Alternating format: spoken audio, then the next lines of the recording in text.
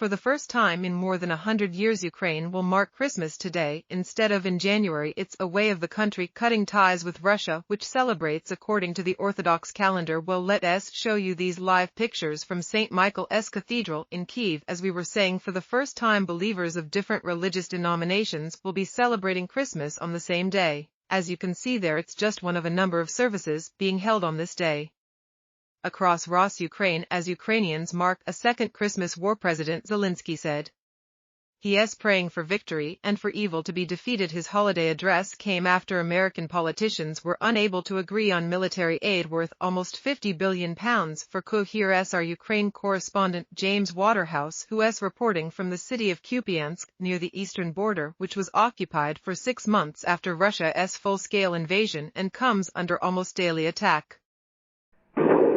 Christmas in Kupiansk is a celebration in name only. Children were evacuated from this frontline city, and only 5,000 people remain.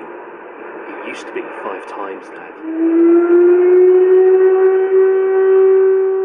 Days are punctuated with artillery shells and sirens. Life continues for those who've stayed, but it's a tense existence. We all live in fear of death. When we go to work, we don't know what can happen, whether Russia will strike with rockets. We all live on the edge. We don't know whether we'll come back home alive. 17-year-old Sophia has lived through both occupation and liberation. Her dad is fighting, and she's not impressed with her country's fate being determined by skeptical Western politicians. Perhaps they should come here and see for themselves what the situation is like and how much the aid is needed. If there's no help for Ukraine now, Russia will take its aggression further.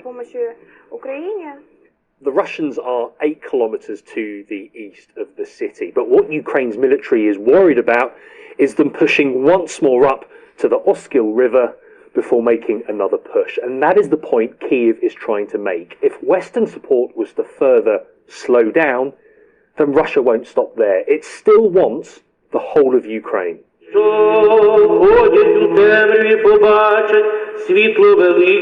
The briefest of pauses for a Christmas prayer. Large gatherings are dangerous here when Russian drones loiter above. Instead of these troops forcing out their invaders, it is them repelling constant attacks. It's day and night. There are no breaks. It's 24/7. You have more targets, so you need more shells. They throw lots of men and machinery into battle. They don't pity anything. It's hard to sell a victory which seems distant. Ukraine's struggle to contain Western doubt has left it with a new year looking far from certain. James Waterhouse, BBC News, Kupiansk. News. Well, the Ukrainian capital isn't very far from the front line where the country's soldiers are fighting Russian troops. So how does it feel to celebrate Christmas under the constant shadow of war? Well, James, who you saw just there, send us his impressions.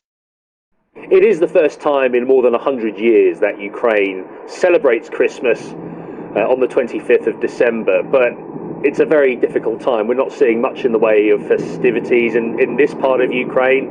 Large gatherings are a rare occurrence. This is somewhere that comes under frequent assault from the sky. It's 40 miles from the Russian border, but President Zelensky was keen to strike an optimistic, a hopeful tone in his Christmas address, where he said he would pray for a Ukrainian victory and, in his words, for evil to be defeated. He talked of previous struggles Ukraine has gone through, whether it was under the Soviet Union or through Nazi Germany, and he's drawing direct parallels. But I think these are incredibly difficult times. 12 months ago, his military had liberated swathes of territory throughout the autumn. There was a belief that Ukraine wouldn't stop there, and a belief that Ukraine can still win this war. I think that belief is enduring, but there is a pragmatism starting to creep in too, because the last 12 months has seen Ukraine's counter-offensive, but it's also seen Russia not only hold on to the fifth of Ukraine that it has taken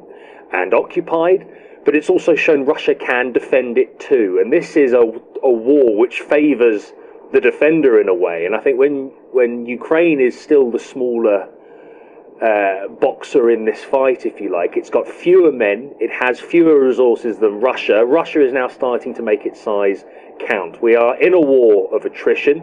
We've seen dozens of drones shot down again overnight. That's now part of a regular routine in Ukraine. And we are seeing Ukraine repelling wave after wave of Russian attack in some parts of the front line. We're even seeing it scale down its military operations in others, because the waning Western support isn't just putting Ukraine's future military hopes into jeopardy, it's affecting them right now. And we've heard Western governments say, we're in it for as long as it takes for Ukraine, we can't allow Russia to win, but there's a political reality setting in, whether it's opposition MPs, whether it's a new government that doesn't want to provide new support for Ukraine. And the argument here is that that is what Russia has been waiting for. Any kind of peace deal or negotiation suits Vladimir Putin, because it lessens that urgency on Western support to continue. It allows Russia to continue being on a war footing, so it can make a push, Ukraine argues, in the coming months or even years for Kyiv once more.